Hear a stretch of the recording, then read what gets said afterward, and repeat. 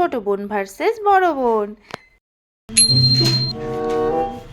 বাবা পড়াশোনা শেষ, একটু মার সাথে যাই, কাজগুলো করে দিই, তাহলে মা আবার চিল্লাচিল্লি করে।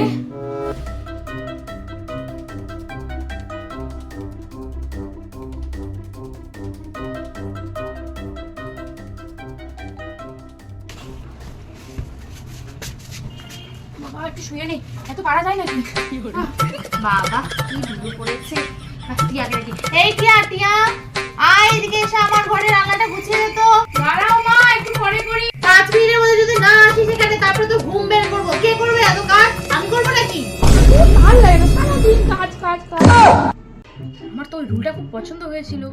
মা তো দিদিকে বললো ঘর আলনাটা গুছিয়ে দিতে, আমি গুছিয়ে দিই, তাহলে মা এসে দেখবে আমি আলনাটা গুছিয়ে ফেলেছি, মা ভাববে আমি সম্পূর্ণ কাজ করেছি, তাহলে তো মা আমাকে রুলটা কিনে দেবে।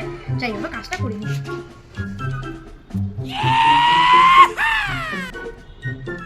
কি রে তোর আলনা কথাটা হলো? বাবা আমার ছোট মেয়েটা আলনা খাচ্ছে, কি ভালো। আর একটা হয়েছে অলসের ঢেকি। মা তুমি এটা বলতে পারলা? তোমার জন্য কত কাজ করে দিই, কত কিছু করে দিই, ঘর মুছে দিই, পারলে রান্নাটাও করে দিই, তারপরে তুমি কিভাবে বলো মা আমাকে? আর ও শুধু আলনাটা গুছানোর জন্য এত কথা। বোন যখন টাকা চায়। মা মা, হ্যাঁ মা বলো। মা আমার স্কুলের পাশে ওই দোকানটাতে আছে না একটা রুল, আমার খুব পছন্দ হচ্ছে, তুমি কি কিনে দিবা? কত টাকা দাম মা? আমার 10 টাকা দাও। বলে বাবা রে আমার সোনা, দাঁড়াও দিচ্ছি।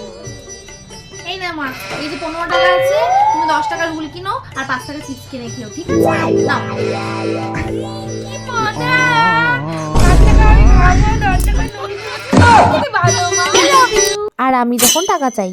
মা মা, কি হয়েছে বল? বললাম কি মা, আমার হিস্ট্রি নোট খাতা টেস্ট শেষ হয়ে গেছে। হ্যাঁ তা কি হয়েছে? কেন মা, তুমি টাকা দাও, আমি খাতা কিনবো। কত টাকা লাগবে? একটু 55 টাকাই দাম মা। দাঁড়া অল্প।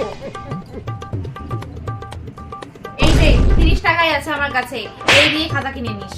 মা তুমি আমাকে আর 10 টাকা দাও, আমার কাছে আর 15 টাকা আছে, আমি তাহলে খাতাটা কিনে নিতে পারবো।